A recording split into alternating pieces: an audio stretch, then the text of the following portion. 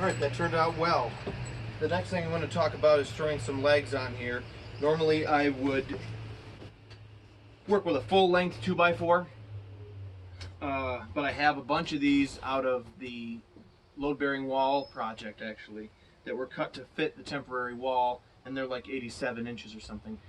It's an unhandy length to have around, and because it's not a full 8 feet, and as well as being almost 8 feet or close enough to where it's a good sized piece of lumber, and you hate to just make a bunch of blocks out of it if you can help it, because once again on that project we did a Doug fir or a higher quality 2x4, so I keep stuff like that around for just such an occasion. So rather than making my legs out of a full 8-footer, because 48-inch legs are going to be for you 5 or 6 foot 4, 6 foot 5 people, it's probably going to be, well, maybe even 6 foot 2 or something, but Uncle Chazzy's just 5'10 or 5'11 on a good day, so I prefer like a 36-inch leg, because not only that, but you're going to add the 1.5 inches at the top when you see how I install them to the rail. But long story short, you normally get 2 legs out of each full-length 2x4, and you get a remnant, and I'll show you how you end up using the remnant as well. Our remnant on this is going to be a little bit shorter, and this is just going to, the reason being we're using these pre-existing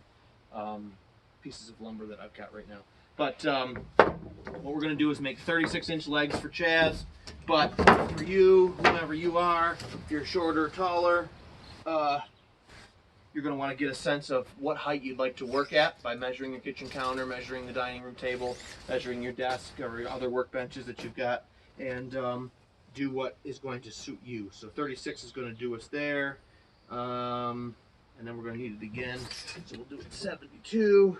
And that'll leave us what looks like 14-inch sort of a remnant for our ties, or straps, or whatever you want to call them, that end up becoming how we hang the some of my tools that have rafter hooks on them, which is not necessarily a feature of every tool, but for those of you that are lucky enough to have something like that, then you'll see how there's an added benefit to this style of sawhorse. So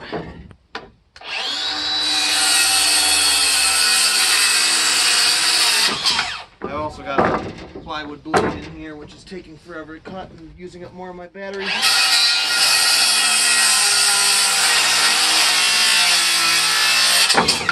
I usually try to showcase how seriously awesome a lot of these lithium-ion tools are, particularly the high-end brands.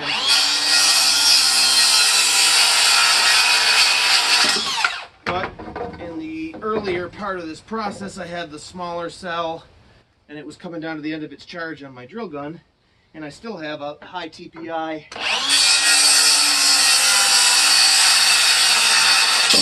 blade in this saw, which moves more slowly. And so the whole thing is looking like these sad, weak battery tools, but it's just me making errors and not really giving a shit, I guess, for right now, because this is more important. Now, I chose 6 inches, 24, and 6 inches from both ends, and 24 being in the middle earlier, and now what I'm going to do is I'm going to essentially line up by eye my legs right centered on the 6-inch penetration. And that way, again, if you keep the screws, when I'm working with the thing, my body and my senses have a sense of, well, right up, as you're working over it, right up and over the legs and down the other side is where that screw danger zone is, and that's what I need to worry about. So long as my cut isn't going to happen anywhere over where the legs run down from on both ends, I don't have any screws to worry about, and that's good enough for me. Like I say, I set my depth. I build my own sawhorses. I'm aware of where I pin them, and that the end is screwed right over the leg.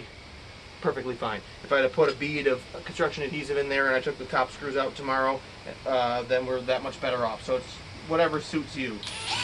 What I'm going to do here is I'm going to use, like I said, I've got a flat end cut here, and I've got an inside corner as a result of assembling this. And like I was saying before, if you do a piss poor job of that, putting this end of this leg tight to this surface and tight to the bottom and drawing it all up with screws can screw you. So I'll put one in like that, and then I usually slap a square on here, enough to establish that it is pretty close. and then I'll pierce it again. Kitty corner. You'll notice that I'm at the end, straight down into the side of this component here. In fact, everything is sort of straight down relative to this component and disregarding this angle, because you'll get into trouble trying to stay normal to this angle. You may leave and penetrate and have a jagged, sharp point of the screw out here. You may have other complications. You'll see here this makes a nice pocket to store a square, and I don't want to run into any screws underneath there. So framing squares, got to stay clear there. So we'll go straight down here, 1, 2, 3, 4, and then we'll do the same thing. This end, get a screw or two started.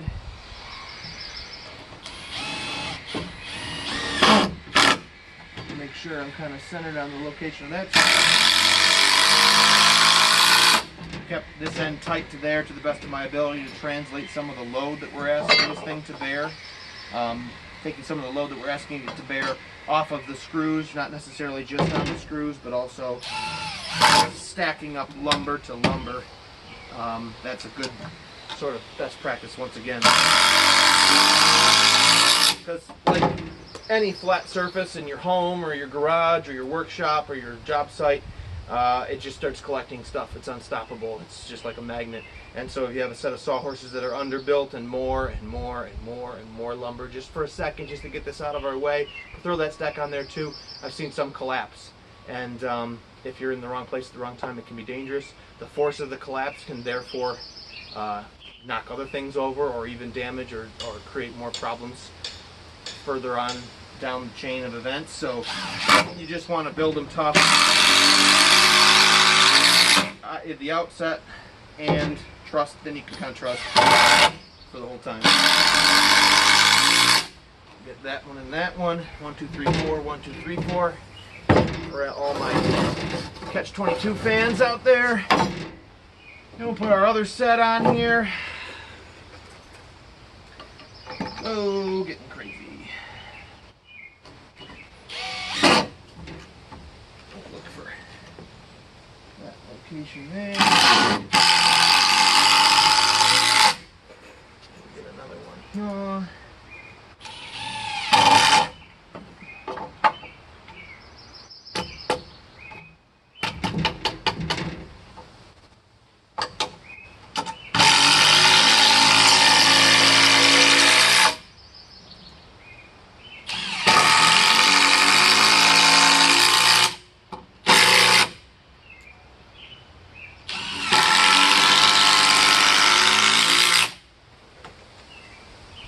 So I just made enough legs. So you get 2 legs and a strap out of each 2x4 there. So you've got 2 consumed in that regard and 1.5 consumed for the rail. So you get about 5 full length 8-foot 2x4s will do you for a set of really professional, strong, light 2x4, keep doing that, sawhorses made from 2x4s. And I think that is kind of the easiest. If you want to do like a Ron Paulk topper, workbench topping assembly and stuff like that, that's one thing. But I find that the more perfect plywood sawhorses and things like that just are more costly. They may be swankier and stuff, but the nature of the sawhorses that were on an uneven job site or in your garage or what have you is temporary. Even if it ends up accidentally being set up for 5 or 10 years, they simply aren't. It's simply not necessary almost ever. The one thing that you can gain is a foldable aspect, which these are not, but they are stackable. Or you could certainly take them apart, put them back together again. So I could see the allure of 3/4 inch plywood, hinged, strapped, folding sawhorses, but I have yet to need them myself. So anyway, we're gonna just put this one together. We got 1, 2, 3, 4 legs on there. The nature of 4 legs is that they almost always rock around.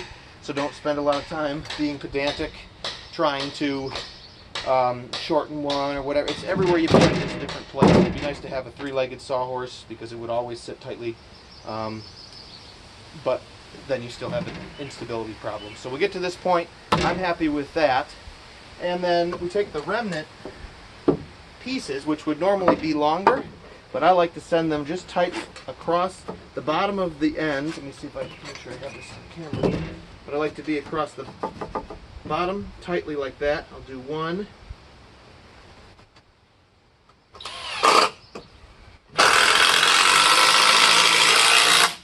two, and this is going to be good enough.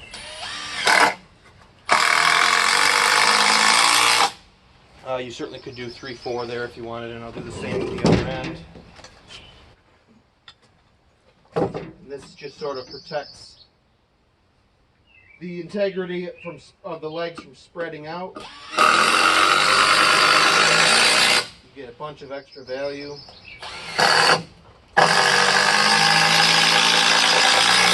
Structurally for not a lot of extra weight, and consume that piece. Not that you couldn't find a place to put it somewhere else, but it's a nice way to bundle and tie this all up with a little bow. So this will make an excellent sawhorse like this.